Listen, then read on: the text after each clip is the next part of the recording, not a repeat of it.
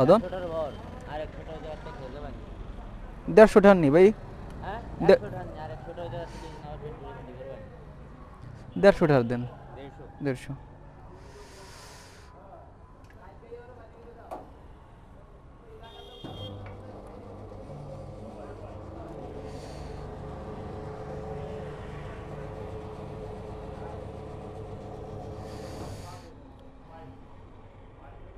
এইখানে একটু দিয়ে দিন, জং আছে তো।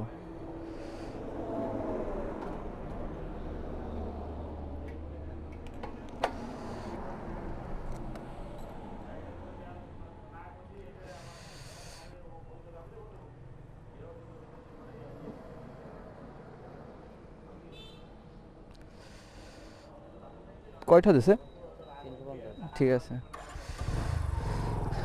সো এইখান থেকে তেল ভরা হয়ে গেছে আর কি। সো বেরোয় যাবো এখন। বেরোয় হাতের বাম সাইড দিয়ে একটা রাস্তা গেছে, তো ওই রাস্তা দিয়ে যাবো। জানি না রাস্তার অবস্থা কেমন আর কি। অনেকদিন আগে একবার গেছিলাম এই রাস্তা দিয়ে, বাট অনেকদিন হয়েছে আসলে যাওয়া হয় না। তো দেখা যাক আসলে কি অবস্থায় আছে এইটা। সব রাস্তায় ঢুকে দেখতো, যারা মোটর ব্লগিং করে পার্সোনালিভাবে তারা আসলে কম বেশি সব রাস্তায় আসলে ঢোকে। তো আমার ব্যাপারটা হচ্ছে তাই আর কি। তো একটা পালসারের ল্যাংটা করে রাখছে আর কি, ট্যাঙ্কি ম্যাঙ্কি সিট মিট কিচ্ছু নাই আর কি। তো যেহেতু সন্ধ্যা হয়ে গেছে, এখন আসলে একটু জোরে চালা এখান থেকে বেরোয় যাওয়ার চিন্তা ভাবনায় আসছি আর কি। যত তাড়াতাড়ি যায় আর কি বেরোয় যাওয়া যায়, তত তাড়াতাড়ি বেরোবো আর কি এখান থেকে। তো এইখানে তেলটা মোটামুটি একেবারে খারাপও না, খারাপ বলা যায় না আর কি।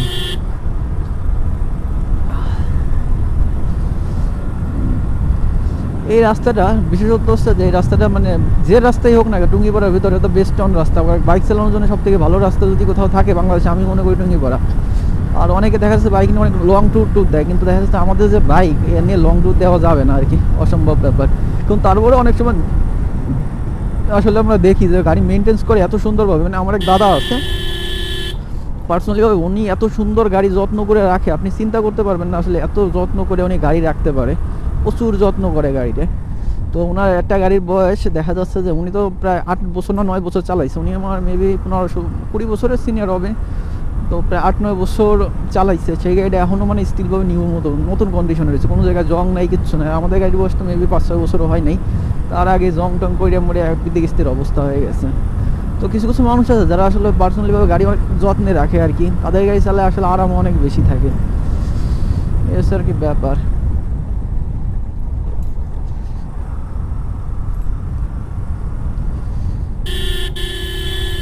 এই নিচে দিয়ে একটা রাস্তা গেছে, মানে এতভাবে গেছে যেগুলো বোঝার বাইরে আর কি। তো যেটা বলতেছিলাম আর কি, গাড়ি চালাইতে হলে অবশ্যই আপনার গাড়ি মেনটেন্স করতে হবে। মেনটেন্স না করলে আপনি গাড়ি চালায় আরাম পাবেন না। গাড়ি থাকবে কিন্তু আসলে আরাম পাবেন না, কমফোর্ট থাকবে না, কমফোর্টটা নষ্ট হয়ে যাবে। তো সামনে একটা পুলিশের গাড়ি যাচ্ছে আর কি, এই যাচ্ছে টুঙ্গিপাড়া ভূমি অফিস মেবি আর কি।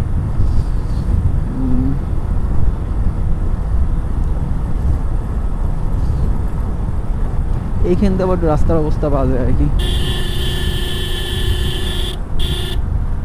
আগে এদিক ওদিক না ঢোকায়, আর মানে দেখে আর কি ঢোকাই দিছিল আর কি, এটা ব্যাপার হয়ে গেছিল আর কি। এদিক দেখা নাই ওদিক দেখা নাই, ঢোকাই দিছে আর কি।